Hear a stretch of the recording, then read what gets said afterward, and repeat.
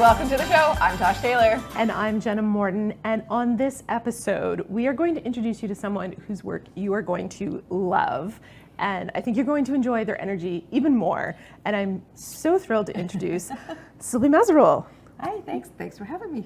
Welcome to the show. Much appreciated. Oh, I am so excited. I met you for the first time almost exactly a year ago. Yeah. And your photography just blew me away. Oh, thank you. Because I find there's so many people that are, I know everyone has their own kind of touch and their own style, and I can see some of that when I look at people's work, but also probably given my age, where I'm at, I tend to see a lot of the same types of photography happening. And then your page has little touches that are similar themes, but so different to me. Yeah. And I just was like, that's my ADHD. oh, no, just everything about what you do, I was just enthralled with. Thank you so much. Thank you so much. And yeah, I wanted to share it with everyone. Like I said, I really appreciate it. It's my passion. I love it. Which is funny because actually my post yesterday was talking about not having necessarily a niche or a style, and how I was at a little kind of 5 cassette, 5 to 7 meet and greet yesterday, and they were, so what's your style and what's your niche? And I'm like, places, faces, and flavors. Like, that's what I love to photograph. I love people, I love traveling, and I love eating. So it kind of like is what I do. And from that, people hire me for whatever they kind of need me to do for those projects. Mostly actually restaurants and tourism is where I've kind of been branching off lately. So I'm really enjoying that. Yeah, you do some really fantastic food photography, which if anyone has ever tried to take even just a picture of your own lunch, you should realize is not as easy as it looks. No, it is not. And to do actual like commercial level work on that is fantastic. And to know that we have a market enough locally now that needs that service is fantastic. And the great thing about that as well is that it doesn't always have to be local. I work with bloggers who do recipe developing and products. I had a company from an olive oil company that reached out, and so I did some recipes for them and put the product in with the recipe. And so the great thing about being able to be online and working from home is that I don't have to be necessarily always centrally located. Well, if you're going to stay on the same theme, go, because I'm about to dive into who you are, how you got here. Well, all the nosy stuff. Well, exactly. I was going to go there anyway. Let's talk about how you ended up here, because this is not what you've always done or where you've always been. So Exactly. take us through the whole life of Sylvie. The bio. Yes, please. So I'm originally from the Miramichi area. I'm from Bay St. Anne. And, so cliche, but my entire life I wanted to be an artist. I just loved it. I breathed it. I spent hours sitting in an apple tree, sketching in my childhood days, or taking a Christmas card and trying to duplicate it. My dream was to work for Disney as a kid, to be an animator. That did not happen. The world of the internet did not exist, and all those possibilities weren't that present for a little girl living, in a little fishing village. However, the opportunity did come to work in the film industry in Moncton. And it feels like an oxymoron. The film industry. I know, the big film industry in Moncton. There was one show shooting at the time called Daring and Grace. And I got the opportunity to do one day as just as a walk-on, makeup artist, because I think they had like 50 people to do makeup on. And a little backtrack, I've always played with makeup. I had the Farrah Fawcett head with the wires and the curls, and I would do her makeup. And anytime I would have a coloring book, I would color in the makeup.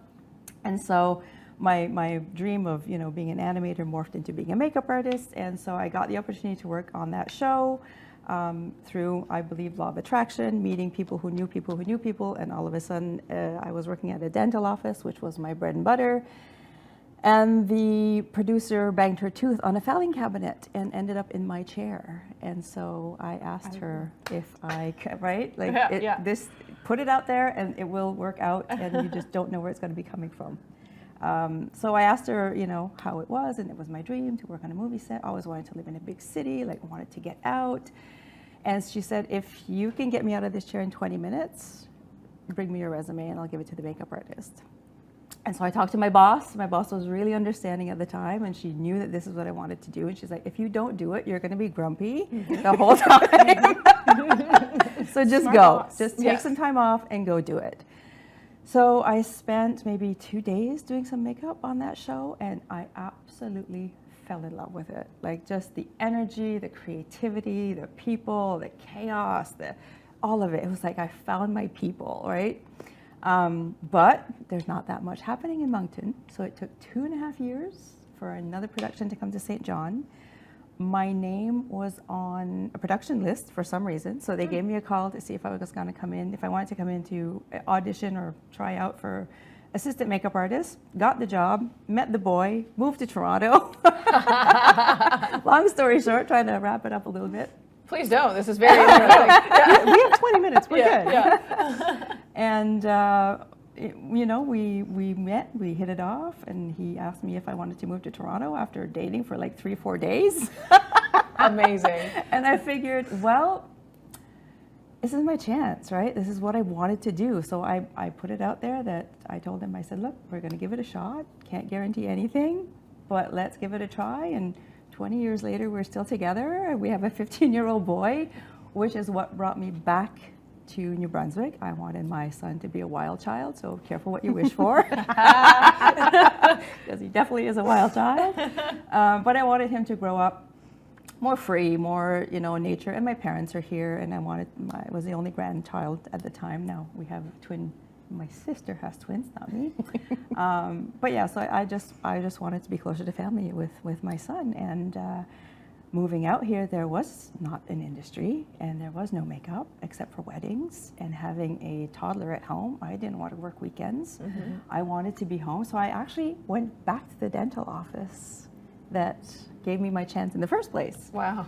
And I worked there until COVID hit. I didn't realize it was that recent. Yeah, Oh, it's wow. that recent. Yeah, I mean, when I first moved here, I used my photography. Honestly, I used my photography as a healing tool, because moving from the big city and having all of that energy and all of that creativity, I literally kind of fell into a depression.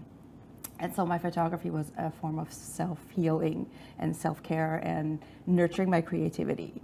And I just kept practicing and just taking classes and going online and taking courses there. And the unfortunate thing is in makeup artistry, I was able to mentor with other artists, or they were my mentors.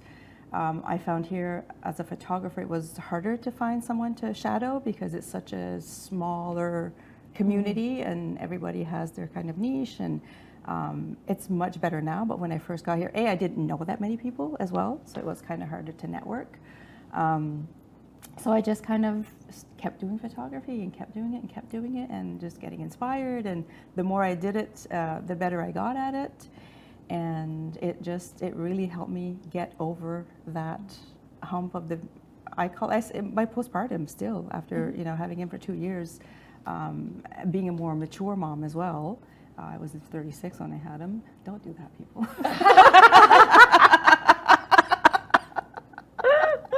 It does come with its own challenges. It does come with its own challenges. Benefits and challenges. That is a topic for another episode. Yeah, exactly. Yeah. So, so I just started doing photography, and I did my first real, what I call my passion project, was my Mermaid's Tears series, which is, I read this poem called I Want to Age Like Sea Glass. First of all, I was trying to find reasons or positive things about aging. And when I started Googling on the internet, all I found was cheese and wine. And I'm like, there's got to be something better than that. I mean, those are good. But there's got to be something more positive than that out there. So I found a poem called I Want to Age Like Sea Glass. And the gist of it basically says that, you start off life in a direction, but the tides and the waves kind of take you and crash you against the rocks and shatter you. But instead of being broken and edgy and sharp, you become more polished and more beautiful and more precious because of those, adversities in your life. And when I read that, I was like, oh wow, that's like really hit me hard. So, and when I read it, I swear, like every paragraph I could see an image of a woman draped in a color of sea glass and just kind of laying on the ocean floor. Was not easy to find models to start, but once the ball got rolling, I had people coming to me like, I want to be a mermaid. Can you photograph me like a mermaid? Like, I want to be in your series. So I ended up having a series of 12, and I had an exhibit in St. John, in a gallery in St. John. It was so well received because the women could see themselves in those images, and they're like, you know, I felt like that. And again, because I was still kind of healing, all of my images were very dark and very gloomy and very heavy, but it was something that I had to work through at the time. And then from there, I started doing portraits, beauty portraits of mature women, which is I love doing portraits of mature women. There's just an attitude of, I don't give up anymore. Yeah. Right? It's like, take me as I am. This is it. This is the package I have. But there's such a wisdom and such a beauty in that I find. And then when COVID hit, obviously, I did not have any women to photograph. And so like everybody else in the world, I turned to food. So I started doing food photography in my spare bedroom, and now it's my official studio. And now that we can travel again, I got the chance to go to Paris last year for 3 weeks. 3 weeks? 3 weeks in France. A friend of mine from Boston, her friend is a chef out in France, and we had connected online, and they invited me to go out there, all expenses paid, to help him do a pilot project for a cookbook. So that was interesting. You just never know where life is going to take you. And then you ended up, taking photos of cheese and wine, right? Right? Full circle. I know, I drank a lot of it, I ate a lot. That's incredible. I love that story. Yeah, you just, life is what you make of it. If you focus on the negative, then it'll be. But if you use that to kind of project yourself forward and move on beyond it, then, it's awesome. I love it. Talk a little bit more about photography and how you're kind of bringing those different pieces together now. You have some plans around that. I do. Well, again, don't know where it's going to end up, but when I was in France, again, having my family and having my son and having, you guys are moms, you know how much sacrifice that you have to do. It's hockey practice, it's this, it's that. It's like, why don't we ever go hiking anymore? Oh yeah, because we've got hockey practice starting in September. So when I went to Paris for 3 weeks, it was the first time I had left my son for that long. I cried at the airport, and he hugged me and he said, Mom, you've been packing for 3 weeks. He's like, you really should go. And you should have done this a long time ago from a 14-year-old boy, right? So, yeah, see, this is where I get emotional. It means a lot when the tears come out. But when I was there, I realized how much I loved photographing just for the love of photographing. Just to not have, I can spend an hour on a statue, finding a piece of mold, finding a crack. I love abstract photography. People who travel with you don't care. They don't. They get very impatient. And I'm very intuitive, so I can kind of feel their energy, and it just drives me crazy, and so I can't focus, and I can't photograph what I want to do. But when I was in Paris, I had 2 days on my own where I could just, I looked at my Fitbit, I think it was 28,000 steps that day. The one day, just going up the Seine, across all the bridges, coming back down, every little street, every nook, every cranny, and I was in heaven. And there was one other girl that was with me on the trip that was she was with her cell phone everywhere, just I wish we could stay here longer. This is so pretty. Why can't we stay here longer? Oh God, and I'm like, why can't I offer that to other women? Why not? There are other women who enjoy photography just for the sake, it doesn't have to be, and you can be professional, but when it becomes your business, there's a certain level of creativity sometimes that you are boxed in because of the client. So photographing for yourself is a whole other level of joy, a whole other level. And so last year I hosted my first women's photography retreat in St. Andrews, and there was 6 of us. I invited my friend who's a yoga instructor. So we started the morning off with a meditation and some yin yoga, very, very subtle, because there's so many different age groups for people who enjoy photography. And so it was just a very basic yin. So we all started off with this very zen kind of feeling. And then we went off and we just photographed all day. And then we came back and we had a beautiful lunch and picnics and wine, and we sat and we shared camera gear and we shared tips, and we all learned. Like, I was not there as a workshop person. I just do. I don't necessarily know how to teach. I was just there to hold space for other women to come and just enjoy the beauty of just being together and photographing. So it was so much fun. So I tried to put another one together for Lunenburg. It just wasn't coming together. Lunenburg is very beautiful, but it's also very touristy. Yes. So when I went there to kind of scout the location, I just didn't feel it. And for me, feeling and the energy is very, very important when I want to take my women there, because I want it to be very I want us all to be together in the same space, where we have a space to do yoga, where we don't have to drive and break that energy flow. So unfortunately, I didn't manage to make it all happen. But I am working on others for the future. And I'm going to start to plan further ahead, because if I wait too last minute, then of course it's harder to get a venue to be able to do it. So I am, stay tuned for maybe another one in the spring.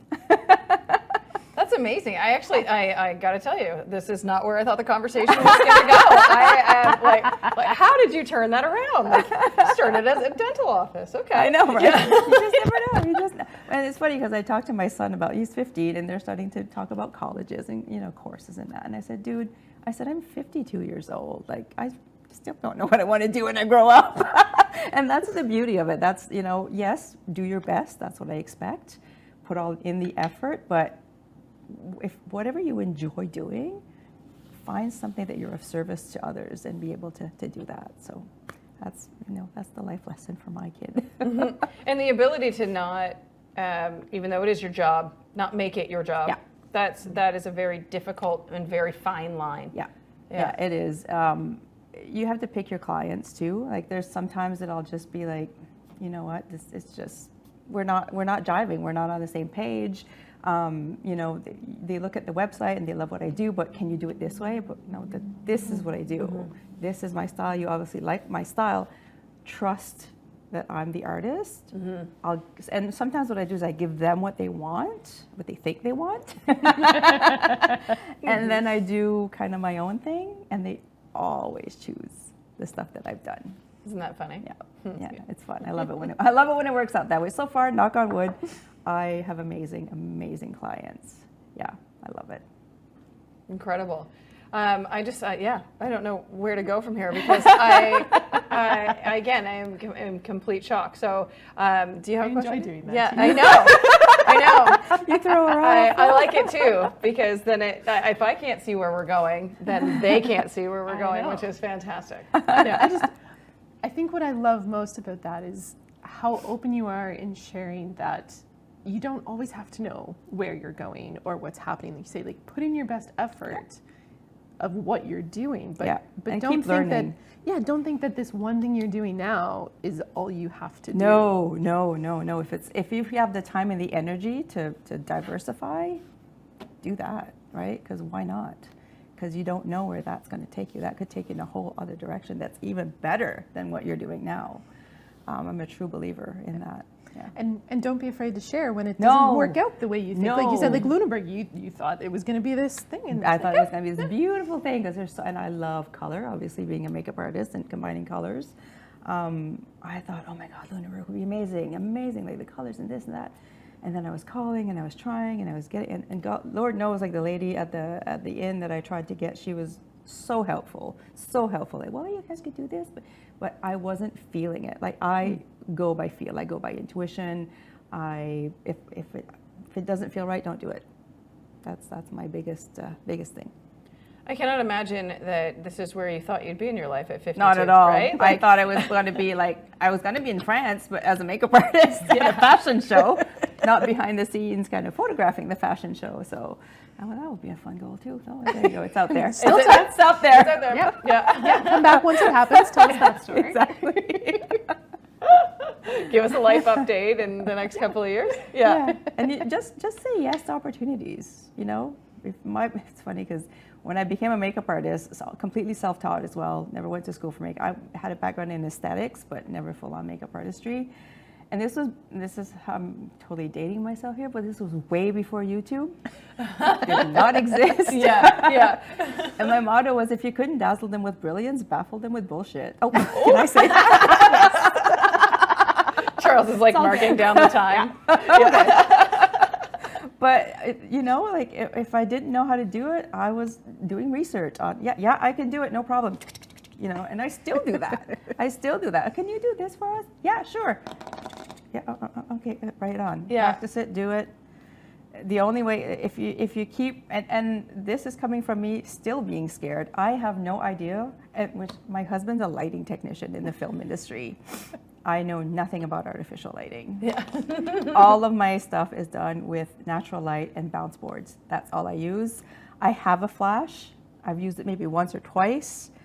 Not my favorite. I want to travel light. I want to be able to work light, mainly because I'm 52. I don't want to carry lights up the steps. I don't want to do that. Yeah. And I don't have a studio space. So my next challenge is to learn artificial lighting. So that'll be, we'll see how that turns out. But that's where I am. We had a guest on the show. One of our first seasons, we were still working in my basement, and he did the same thing. He got asked to tour with a band, but can you play this instrument? Yep, absolutely. Yep. He had like 3 weeks to learn how to play the instrument before they went on tour, a North America-wide tour, and just yes, I can do it. Let's go. Yeah. I had no idea. Nope.